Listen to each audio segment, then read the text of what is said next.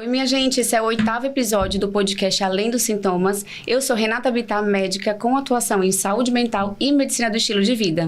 E eu sou Júlia Uchoa, sou médica gastroenterologista e nós vamos trazer um episódio que todos vocês vão amar, principalmente as mulheres, tá? O episódio se chama A Mulher que Dá Conta de Tudo.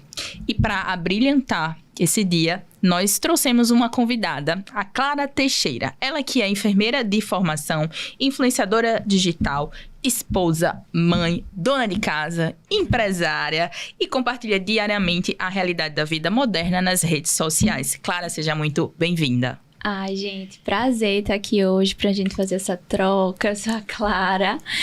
E eu acho que vai ser bem legal o nosso bate-papo. Obrigada, viu, por ter vindo. É muito especial pra gente. E como eu tava conversando com a Júlia, eu te acompanho no Instagram tem muitos anos. Acho que comecei na época da pandemia.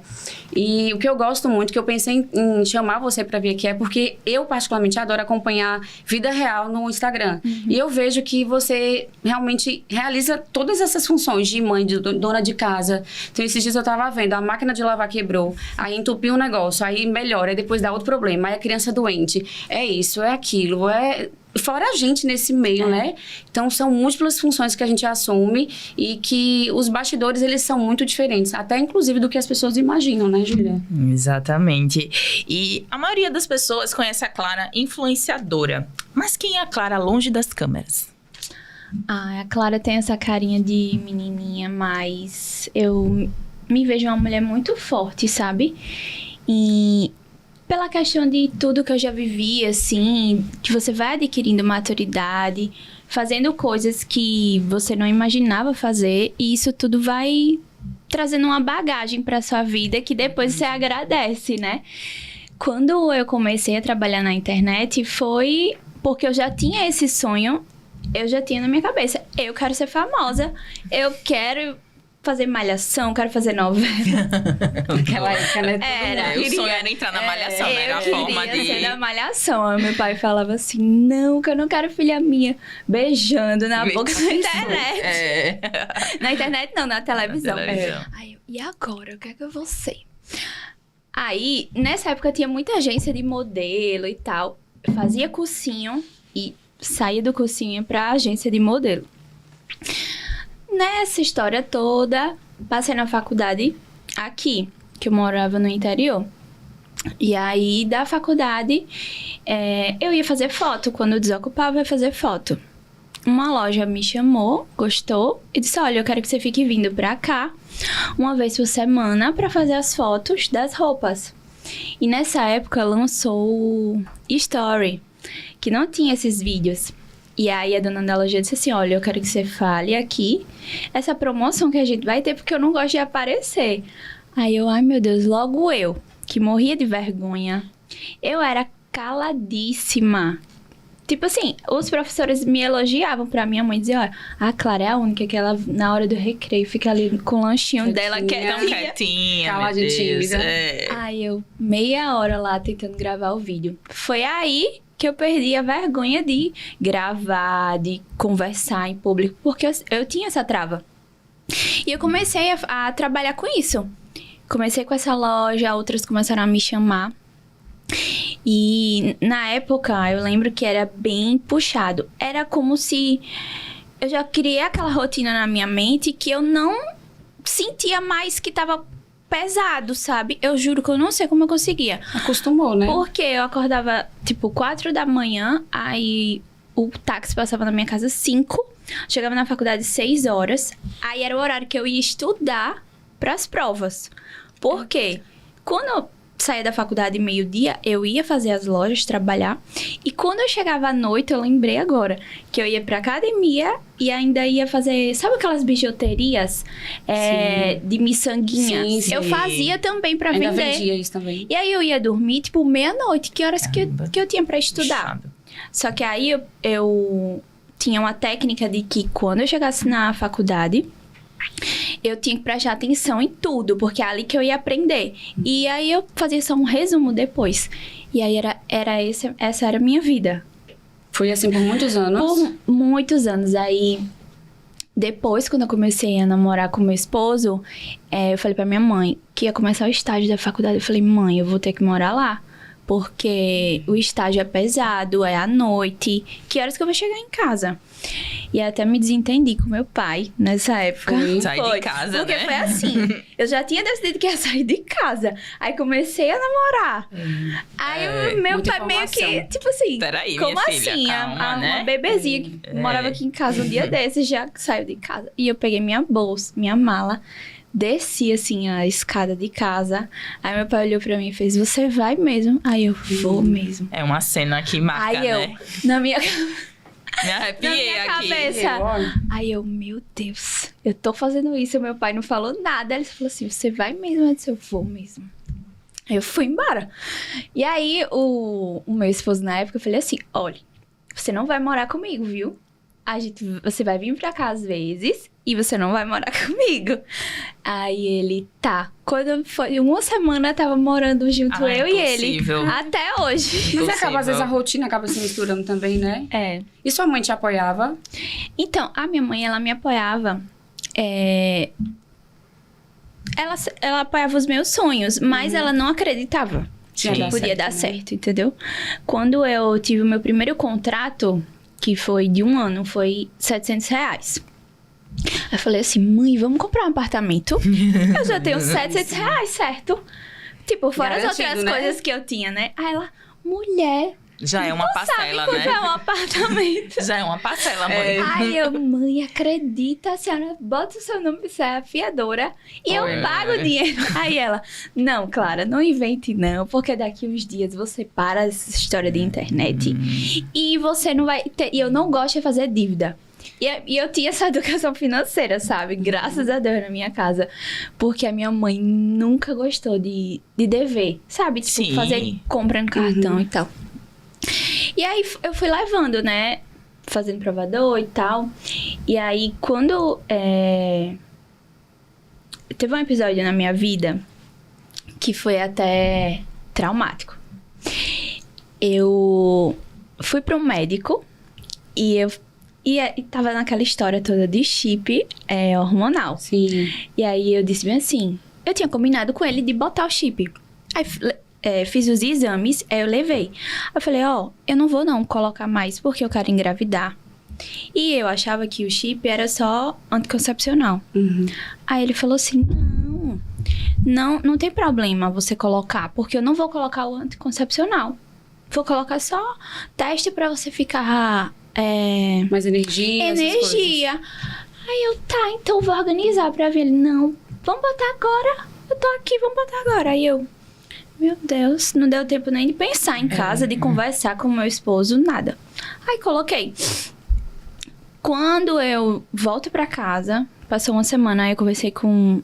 Na mesa, assim, no jantar, conversei com o meu cunhado. Aí eu falei, olha, eu coloquei o chip de testosterona e tal. Aí ele falou, mas você não tá tentando engravidar? Eu falei, mas o médico falou que não tinha problema, não. Ele disse, tem sim. O bebê pode nascer com uma formação, é perigoso. Aí eu... Meu chão, assim, caiu. O rei olhou pra minha cara, assim, porque a gente já tava tentando. Porque a gente tinha... O rei, o sonho dele era ter filhos. E eu... não era o meu sonho no começo, assim, sabe? Eu tinha muito medo de como era que eu ia fazer, se eu ia dar conta, que a minha vida ia mudar. E eu era uma pessoa consciente que eu não ia engravidar sem estar me sentindo preparada pra lidar com tudo só porque ele queria, sabe?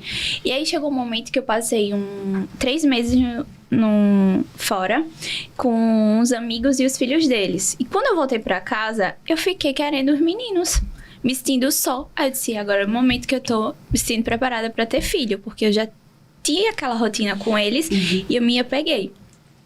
E aí foi quando a gente começou a tentar. Sim. Aí eu disse, agora? Aí ele falou, o médico falou, não pode tirar, porque vai se desprender. Você tem que esperar uns 5 meses. O meu cunhado falou. Aí a gente chorou. Eu e o rei brigamos. Porque eu nem tinha conversado com ele. Não deu tempo. Só colocou e pronto. Fui pra casa. E a gente teve que esperar 6 meses pra começar a tentar. Aí eu já tinha, tipo assim, tirado da minha cabeça. Pois tu acredita que 6 meses certinho eu senti uma dor assim. Não sei, sensível, né? Estresse que ninguém podia olhar na minha cara. Uns amigos meus foram pra um parque e não me esperaram pra entrar. Eu queria me intrigar da pessoa. Tipo assim. É uma coisa bem inexplicável, né? Eu tô estranha, não tô normal. A gente sabe. Aí a gente foi pra um culto. E uma amiga minha, antes desse culto, disse assim: eu sonhei que eu tava grávida. Ela sonhou ela grávida. E que era uma menininha loirinha. Aí eu na minha cabeça, oxi, ela sonhou que ela tava grávida e era uma bebê loira. Aí foi juntando aquelas coisas na minha cabeça. Juntou com o que você já tava sentindo. Foi. Aí depois desse culto, isso tudo num dia só. A briga com os meus amigos. A minha amiga que sonhou que ela tava grávida, era uma bebê loira. E o culto. Aí, 4 horas da manhã, vou na farmácia. Compro o teste. Não deu nem pra fazer surpresa pro meu marido, mulher. Porque ele foi no banheiro junto. Aí eu vou fazer, ele mostro. Ele não, eu vou ficar aqui, eu quero ver. E aí quando a gente fez o teste, eu tava grávida. Eu não acreditava. Eu fiquei tipo assim, anestesiada. Eu falei, eu acho que deu errado. Porque é 4 horas da manhã. 6 horas. 6 horas eu vou acordar. Vamos voltar lá e comprar outro teste. Esse deve estar errado. A gente voltou. Aí eu disse, 6 da manhã, eu acordo, vou botar um alarme e eu faço xixi de novo. Porque o povo disse que é bom o primeiro xixi. Mas era 4 horas da madrugada, já é equivalente. Aí ele, tá bom. Mas ele já sabia que eu tava grávida. Reinaldo sonhava. Sonhava com o bebê loiro. Não, depois que eu fiquei grávida, ele começou a sonhar com o bebê loiro, que era uma menina. Ele já sabia que era menina. Eu digo, meu filho, sonha os números da Mega Sena, porque você tá sonhando. Só falta isso agora. Aí, quando eu acordei, que eu fiz o teste, eu realmente tava grávida. E foi aquela loucura, a gente, tipo assim, nas nuvens, né? E desse dia pra cá, eu acho que foram os dias mais felizes da minha vida, sabe? Tanta coisa. É um monte de informações, né? Quando a gente recebe essa notícia do teste da gravidez. É verdade. Passa tanta coisa na cabeça, a gente acha que vai ser incapaz, né? De conseguir. E cada dia, apesar dos desafios, né? Que vão aumentando todos os dias, a gente tá sempre lá firme e forte. Verdade. Clara, e assim, a notícia da maternidade, assim, tudo muito legal.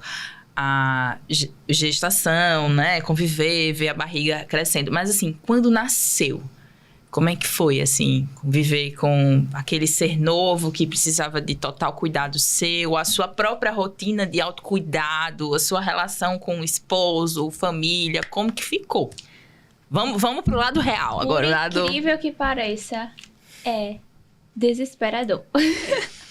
Como todo mundo fala, eu acho que é difícil alguém levar com muito, tipo assim, natural, leveza. Não.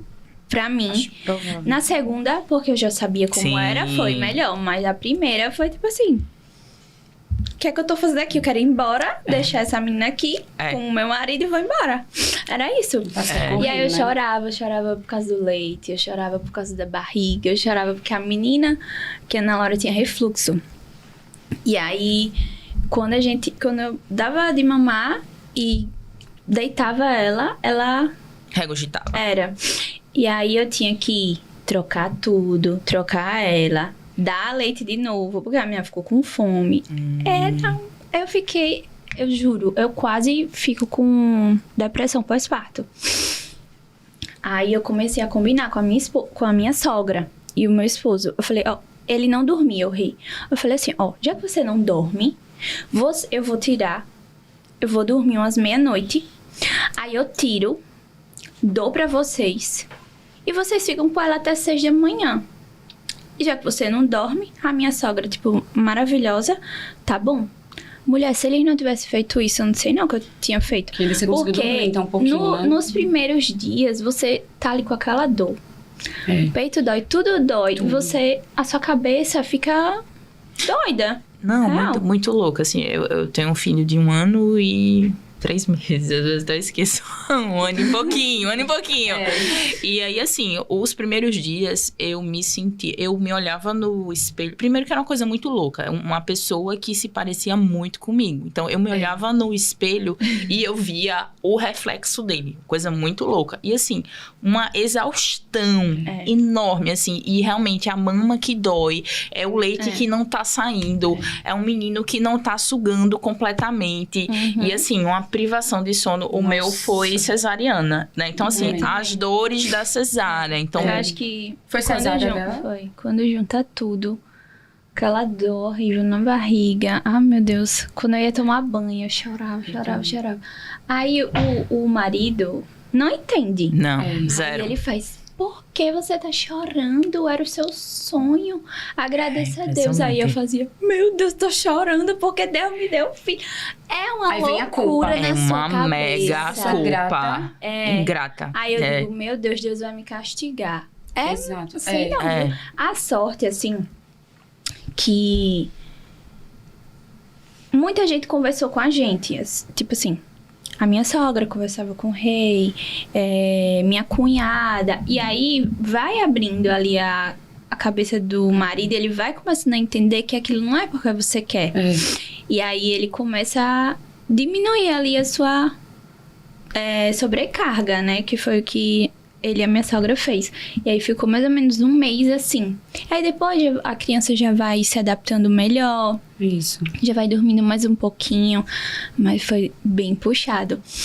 E eu lembro que um dia eu olhei assim pra Ana Laura. Eu disse assim: não quero essa menina aqui.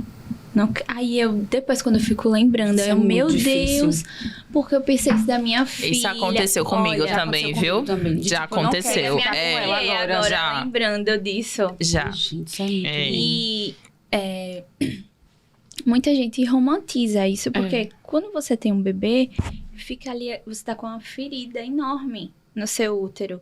Então, o seu corpo, ele, além de estar Se recuperando. cicatrizando, se recuperando, você ainda tá com 1000 coisas na sua cabeça. É muito difícil. Por isso que quando eu vejo alguém, assim, algum colega que teve bebê recente, eu mando mensagem, eu digo: amiga, eu tenho contato de uma enfermeira, se você precisar de algum dia pra dormir. Tem um bico de silicone. Eu digo tudo Mil que eu coisas. já Tenta fiz, ajudar, né? porque a gente é sabe que difícil.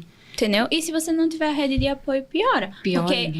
tipo assim, eu não fazia nada quando eu tive a Ana Laura. Porque a minha sogra cozinhava, ela botava roupa na máquina, entendeu? E quem tem que fazer tudo é pior Exato. ainda, né? Exatamente. Às Vê vezes lá ainda tem trabalho, O né? bebê Outras tem que coisas. lavar as roupas do bebê. Suja muito. É. E nesse meio aí, além das mudanças físicas, né, como você falou, tem as mudanças mentais e hormonais. Então, muito do que acontece com a gente tem relação com essas oscilações hormonais, sabe? Verdade. E tem muitas pessoas que não entendem. Então, de fato, é uma mudança assim, você vai do 0 ao 100. Eu me olhava no espelho e não me reconhecia. E eu não digo isso nem tanto fisicamente. Fisicamente é um impacto muito grande, né? A gente muda completamente. Eu lembro que a primeira coisa que mudou no meu corpo foi a minha cintura. Eu fiquei muito quadrada. E aí, depois que ela nasceu, a minha barriga foi diminuindo, né, com o tempo. Mas a minha cintura continuou muito quadrada. Foi a última coisa que melhorou.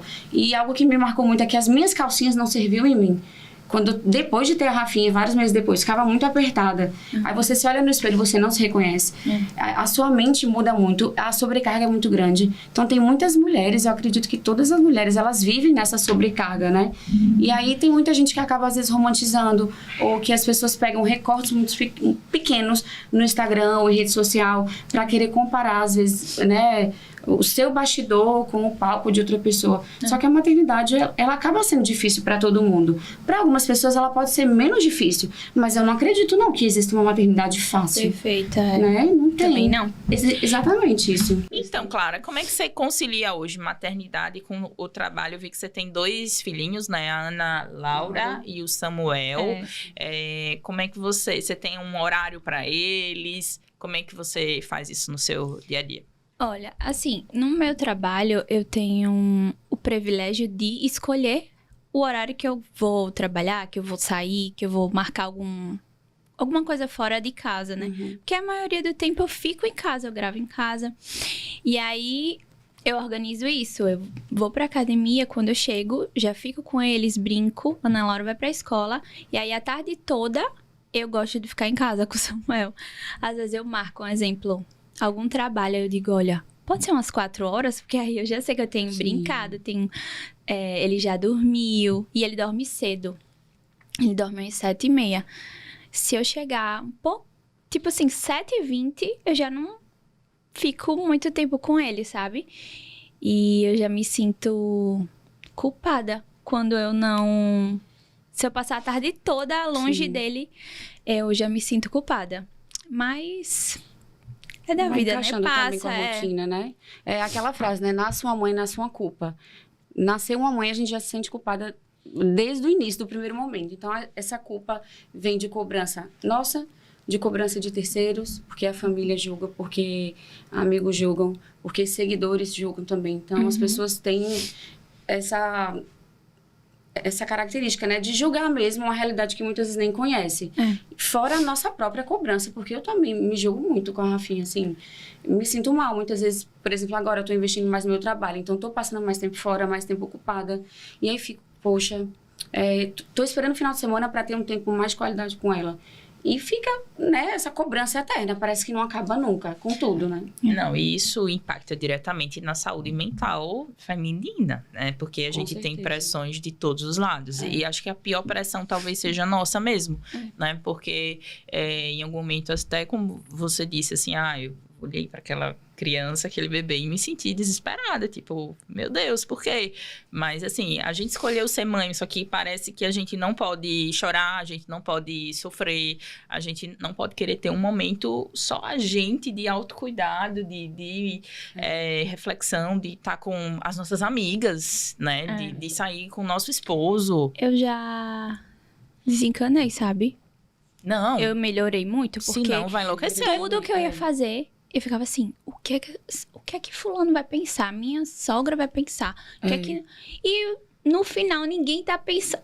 Muitas das vezes, ninguém tá pensando nada. Ninguém nem tá lembrando, sabe? E pra mim, eu acho que é mais pesado essa parte da cobrança materna, porque eu exponho a minha vida. Entendeu? Muitas das vezes, se eu gravar o meu filho no braço de alguém, da babá, sei lá, porque você não pega o seu filho. Como é que eu vou gravar alguma coisa que ele tá fazendo e botar ele no braço? Eu vou derrubar o menino, eu vou gravar assim. E às entendeu? Às vezes eu digo 5 minutos. Pegou ali, aí eu, eita, vou gravar isso aqui. Sabe? É difícil. Mas eu já deixo pra lá. Eu bloqueio, silencio, restringo. Aí depois o povo fica... me encontra na rua. Mulher, adoro assistir você, mas sumiu o seu Instagram. Aí eu, e foi, mulher? Será, né? Talvez tenha um motivo, né? Eu vou olhar pelo da sua filha. Eu digo, olha, eu tô postando lá também. Eu dou uma de doida. Então, Clara, hoje você acha que você conseguiu manter, assim, uma rotina de autocuidado, academia, alimentação? Como é que é o seu dia a dia nessa parte? Olha, no começo... Quando eu comecei a organizar assim, minha vida pra isso, era mais por estética, não vou mentir. Porque eu tinha engordado na gravidez e eu falei, eu vou recuperar o meu corpo. Só que depois, quando as coisas vão acontecendo, do dia a dia mesmo, com as crianças e tudo, você nota que você precisa daquele cuidado, daquele autocuidado pra eles também, entendeu? Pra você e pra eles, porque se você não estiver bem, como é que você vai estar bem com o seu marido, com seus filhos? Exatamente. E uma das coisas, assim, que é o meu momento de refúgio, de paz, é estar com eles. Porque eu esqueço da vida, esqueço de trabalho, eu me atraso. Eu chego na academia, às vezes, atrasada. Porque eu tô ali com eles e aí eu esqueço do mundo, sabe? Eles estão numa fase de conversar, de brincar. E eles brigam, eu acho engraçado. Até as brigas. Às vezes eu digo, meu Deus, eu não posso estar rindo disso. Às vezes eu faço escondido, né? Aí eu, meu Deus. Mas assim, eu comecei. Eu tenho meu momento de ir pra academia. Vou todo dia certinho. E eu nunca fiz isso. Meu primeiro ano treinando certinho. E assim, muda, sabe? você conhece novas pessoas, você conversa, você sai daqueles assuntos de casa de cobrança, de organização, entendeu?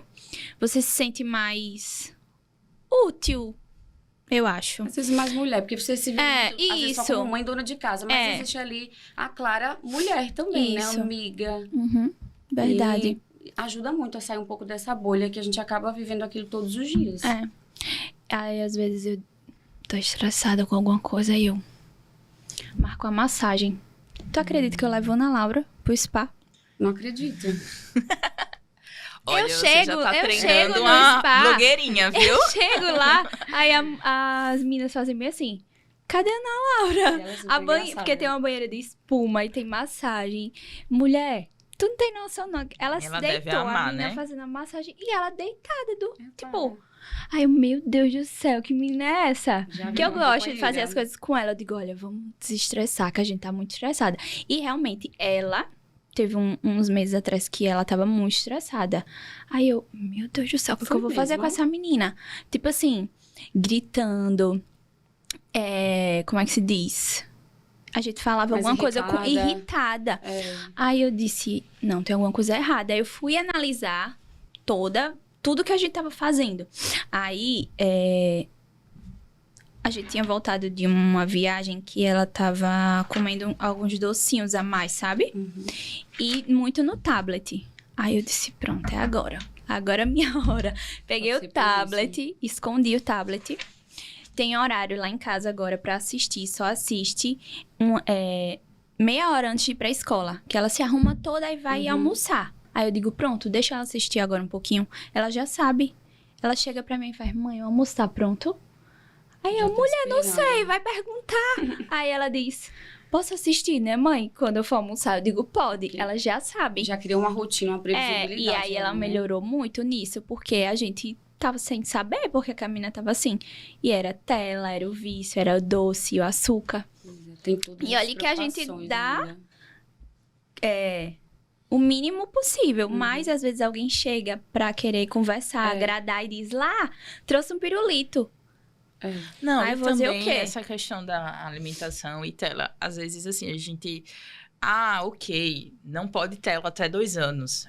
Não pode açúcar, não pode isso. Mas, gente, na A prática, vida real vamos é ser isso, realistas, né? difícil. Ok e tal, mas assim, se é uma mãe que tem uma rede Que de não apoio tem rede de limitada, apoio, a rede de apoio é o tablet, que seja a televisão. Então, assim, é outra culpa que a gente acaba carregando, né? Porque, assim, meu Deus, eu tô dando a Culpa da televisão, chupeta, de tudo, a tudo, tudo. chupeta, Mamadeira. mamadeira, babá. E, assim, essa exposição, entrar em um tema um pouco polêmico agora, da maternidade nas redes sociais. A gente sabe que rede social tem muito julgamento, né? Uma vez mesmo, eu vi um story seu, que, assim, um story completamente normal. O Samuel com a vassourinha varrendo, brincando. É uma brincadeira, né? Uma vassourinha da cor azul, inclusive, enfim, que tem esse negócio de rosa azul. Mas assim, você postou na sequência, as pessoas no seu direct, meu Deus, um menino usando uma vassoura, né? Como se fosse vassoura coisa de menina, de brincadeira de menina. Que meninas tinham que aprender a cuidar da casa e meninos não. Como é que você enxerga também essa exposição, assim, e o que você tenta, assim, proteger os seus filhos de determinada medida também? Nas realmente, redes. a exposição, ela leva a críticas, as pessoas pensarem e falarem o que elas querem, né? Muitas vezes, eu filtro, sabe? Eu abro assim, aí vou tentar, aí vou responder. Aí, quando eu vejo que é alguma coisa, eu já pulo logo e nem abro, mas tem coisas que eu não consigo segurar. E uma delas foi nesse dia, né? Que eu achei uma fala muito machista da senhora, dela ter falado que aquilo era coisa de menina, que não era pra eu estar incentivando ele e tal, e tal, e tal. E não foi uma coisa que eu incentivei. E se tivesse Ele gosta, sido, né? Ele não tava, teria problema. Ele gosta. Ele passa o dia inteiro pedindo. Tava pegando a vassoura e o rodo do zelador. Ai, Do prédio, ele descia, já ia na salinha do zelador. Aí eu comprei um carrinho de limpeza e dei pra ele brincar. E eu não vejo nenhum problema, porque hoje em dia você vê, assim, muitas mulheres, pelo menos eu vejo na internet, até vídeo de humor. Porque ali o vídeo de humor, no fundo, é uma verdade. Sim. De mulheres reclamando que o marido não faz nada, que não ajuda e tal. E se eu criar o meu filho sabendo fazer tudo, ele um dia, quando for morar fora, não sei, fazer uma faculdade, ele vai saber se virar. Porque eu conheço uma pessoa que até a comida na boca, se deixar, ela dá pro menino velho já. Tipo, de 30 anos. Aí fica as mulheres hoje em dia tudo estressada, que não tem um homem Reclamando. que preste. Não tem um homem que preste. E eu vou criar o meu filho do jeito que eu quiser. Não tô achando que eu estou interferindo na masculinidade dele por conta disso, sabe? É uma criança, né? Um bebê, né? Tão pequeno ainda. Não, hoje em dia eu tava até falando aqui nos bastidores. Pelo menos a vassoura do seu filho era azul. A do meu filho é rosa. Imagina. E assim, cor também. E, mulher. Enfim. E tipo assim, é tudo, sabe? Os carrinhos lá de casa, patinete, tudo, é tudo rosa, lilás. Aí eu disse, eu vou comprar meu mundo de brinquedo de novo. Costumava brincar com esses daqui, dela, né? amarelo, azul, rosa, até isso. Por que você não comprou um carrinho pra ele? Eu fico usando o da menina rosa. Ele tem um azul hoje e um patinete azul porque ele ganhou de aniversário. Mas eu comprar outro carrinho porque o carrinho era rosa? Eu não. Deixa ele brincar com a rosa, com lilás. Isso não vai mudar em nada, sabe? Ainda É tem difícil. esses pitacos que a gente ainda tem que lidar, né? Fora o mundo, que já não é fácil da maternidade.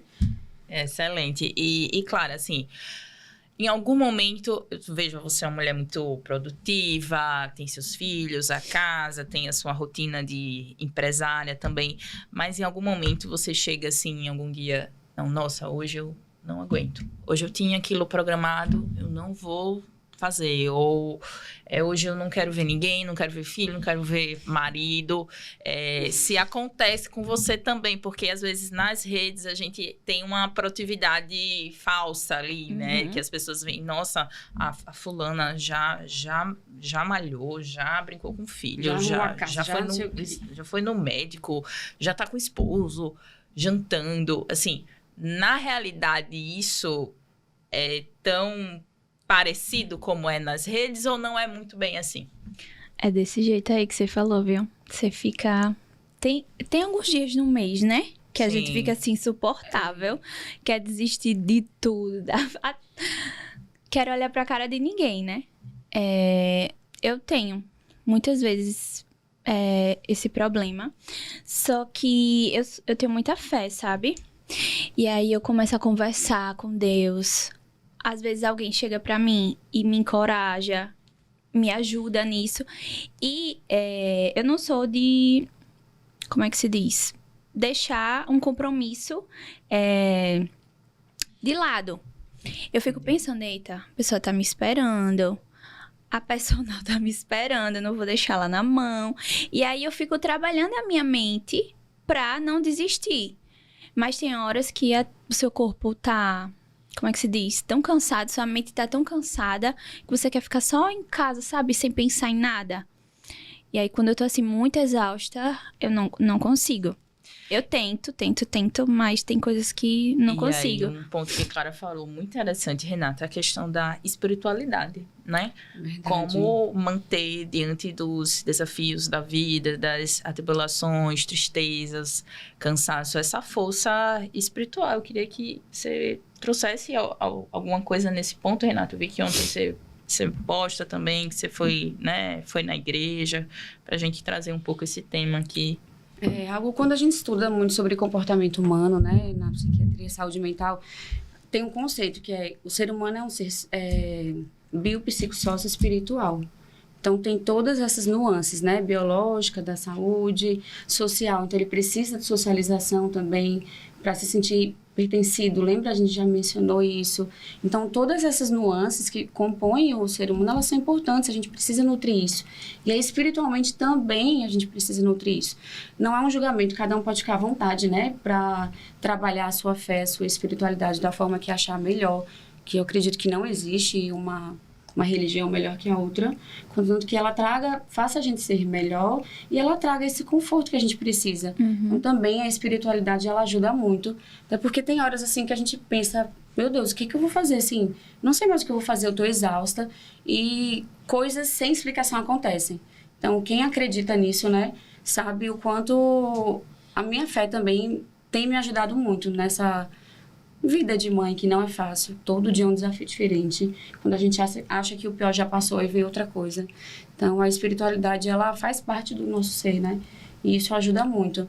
Aí eu tava até aqui pensando, eu vi que você já trabalha a sua espiritualidade, faz atividade física. Tem alguma outra coisa, assim, algum compromisso com você que te ajuda a lidar com esses momentos de sobrecarga? Um momento de descanso, de lazer no dia, terapia, o que mais que você usa nesse sentido? Eu tenho até que começar a terapia. O meu esposo, ele começou a fazer um trabalho que é neuromodulação. E ele chegou em casa todo animado. Amor, é real. Eu fui correr, que ele tinha feito a neuromodulação, e foi correr. E quando ele disse que estava correndo, a cabeça dele não ficava mais pensando, não vou conseguir, tá doendo. Ele disse que só correu sem parar. Aí eu vou começar. Isso é recente? É. E aí, nesse dia que ele falou, eu disse, ai, amor, mas eu não preciso, não. Eu não vou conversar o quê? Na terapia. Eu vou, sabe? Aí passou isso. Quando, uns 3 meses atrás, a gente teve alguns problemas que uma pessoa aqui da família do rei foi pra... Aconteceu um acidente com ele e ele foi pra UTI. Sim, eu tava vendo lá.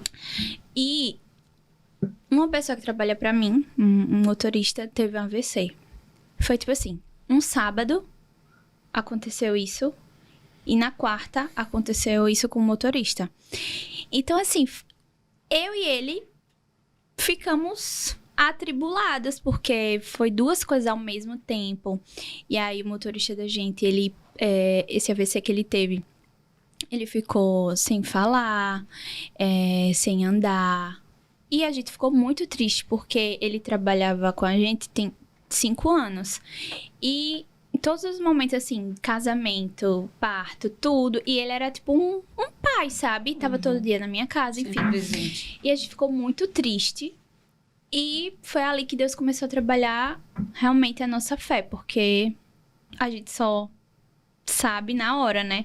A gente diz, não, eu tenho fé, mas acontece alguma coisa e você já fica desesperado. E aí, nesse período, aconteceram outras coisas também, e eu fiquei com uma crise de ansiedade. Eu nunca tive. E aí foi a minha primeira vez. E era uma coisa aqui, assim, apertando. Você não consegue explicar. Dá vontade de chorar. Só passa quando você chora. É uma angústia, né? É uma angústia. Pressão. E a minha irmã, ela tem. E ela sempre falava, ai, tô com ansiedade, não vou. E eu nunca tive, não sabia como era. Aí eu tive pela primeira vez. Aí eu chorei. Nesse dia que juntou, sabe? Muitas coisas. Medo, ansiedade. Tava dormindo muito tarde, pensando, sabe? Em 1000 coisas. E aquilo tava começando a me desestabilizar. E aí o rei falou, olha, toma esse calmantezinho natural aqui, esses dias, e você tem que começar a terapia. Eu falei, tá. E aí passou, a gente viajou, e eu ainda não fui. Mas eu já vou organizar pra ir. E foi uma das coisas que me pegou pra começar, sabe, a terapia. Porque hoje, quando eu tô, assim, estressada, com alguma coisa muito atribulada, eu coloco um louvor, ou vou pra igreja, ou vou conversar com alguém, sabe? Ou fico com os meus filhos, desligo o celular. Mais ou menos é esse meu momento de refúgio hoje. Mas eu percebi que eu todo mundo precisa hoje ir pra terapia, sabe? E aí eu vou começar. Vou até falar hoje com a psicóloga. Pegando o gancho, né, Clara? divisor de águas, né? Acho que todo mundo pode ser beneficiado de alguma forma. Porque não tem essa pessoa que não tenha problemas, que não tenha dificuldades, né? Mas parece que quando acontece alguma coisa, por exemplo, não vai ao médico, aí de repente começa com algum problema no intestino, ou uma crise de ansiedade. E aí isso é o gatilho para você buscar ajuda e ver que, de fato, você precisava naquele momento. E talvez tivesse sido beneficiada antes também, né? Então, assim, realmente tem muitas evidências, né, de que ajuda. E, assim, eu faço há bons anos e Deus me livre ficar sem ela, sem a minha psicóloga. Não, e eu faço terapia tem, meu Deus, 2018, 8 anos. A minha irmã faz, ela gosta muito, ela melhorou, assim, sabe? Porque, às vezes, eu tô falando assim na questão dela, porque às vezes eu falo as coisas pra ela e ela não me escuta, questão de amadurecimento. E aí, o psicólogo fala na cara dela. Ela tá só pagando. falta esculhambar, Ela tá pagando. e ela escuta. É diferente, Ai, né? É eu... diferente. Aí eu digo, olha, fala isso pro Diego, viu? Quando ela faz alguma coisa, eu digo, fala isso pro Diego, que você tá impossível. Pra ele intervir, né? É porque também tem aí um direcionamento profissional, então traz também outras formas de lidar e de enxergar, né? Não é só um conselho. E ela mudou tanto depois de terapia que quando ela chega lá em casa, que alguém tá passando por algum problema em casa, ela começa a conversar com a pessoa, aconselhar. Começa... Aí essa terapia tá ajudando, viu? Não, então, Dando certo. você vai fazendo terapia há muito tempo, aí você vai começa a ter aprendendo um o que o gancho, terapeuta insights, né? É. Então, ó, e isso aconteceu foi porque você interpretou dessa forma. Essa é a sua interpretação. Isso não corresponde à realidade. Então, é incrível. Eu que já faço há muito tempo. Desse jeito. Não, eu tenho um olhar, um insight, e isso a gente traz, Renata, para o nosso consultório também, né? Porque o médico, ele precisa ter esse olhar, não é um psicólogo, mas assim, esse olhar de acolhimento, pessoal, né? De Integral, entender assim, né? o ser humano. Então, assim, quando a gente vai para uma consulta médica, a gente quer... Claro que a gente tem um sintoma, né? Só que a gente quer ser ouvido. A gente quer uma pessoa que faça uma escuta ativa. Não fique fazendo perguntas aleatórias. Você tem isso? Diabetes, Sim. Não, você tem sim. hipertensão? Isso, exatamente. Então, Mas fica muito robótico, né? a consulta, ela vai muito além de perguntar por sintomas, né? A gente O vai... estilo de Como vida. aqui no nosso podcast, né? Além dos sintomas, que é a nossa base. Clara, nós estamos chegando ao final desse episódio. Eu queria que você deixasse em algumas palavras, alguma frase, algum conselho, uma mensagem para quem é mãe, quem tem múltiplas funções de trabalho, família. Qual seria a sua mensagem final, Clara, para essas pessoas? Eu acho assim que a mensagem que eu gostaria de ouvir é que a gente não precisa se cobrar tanto, sabe? Porque no final, todo mundo passa, nem que seja 10% de todos esses problemas da maternidade. E que no final, o que importa mesmo é os nossos filhos bem, nossa família bem, sabe? As memórias que a gente vai construir com eles. Quem tá fora da sua casa não vê o esforço que você faz. Então, eu acho que a gente precisa parar, definir o que a gente precisa realmente dar atenção na nossa vida. Um momento, nem que seja 20 minutinhos pra você arrumar o cabelo, passar um blush, uma horinha pra você ir pra academia e cuidar, né, da gente. Porque se a gente não estiver bem, como é que a gente vai cuidar dos outros, né? Ter essa atenção e ter esse amor com a gente também. É o autocuidado, né? Que é o auto-amor. E que, assim, você falou de maneira brilhante. Para os filhos estarem bem, para tudo funcionar, para a casa estar bem, para o casamento estar bem, o trabalho...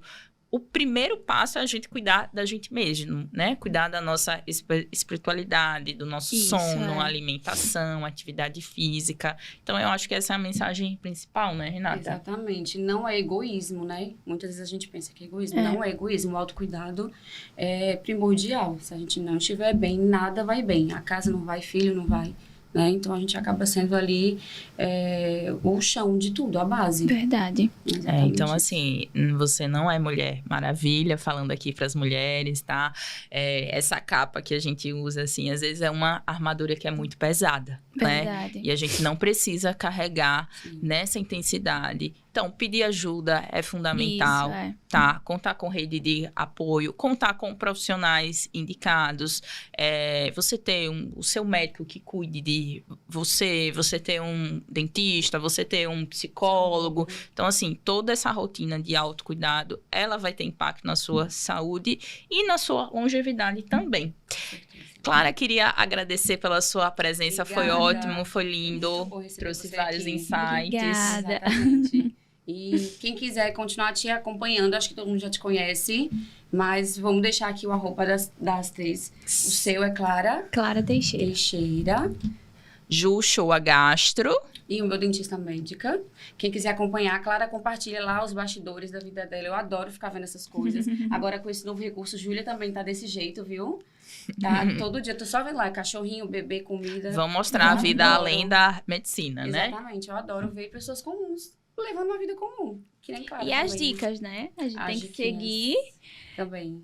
a Júlia, a Renata, pra pegar umas diquinhas, né? Com as médicas. É bom, né? Você seguir conteúdos que edificam. Exatamente, que somos. Gente, esse foi o nosso 8º episódio do podcast Além dos Sintomas. Já segue a gente nas redes sociais, Além dos Sintomas.podcast e também no YouTube Além dos Sintomas. A gente se vê.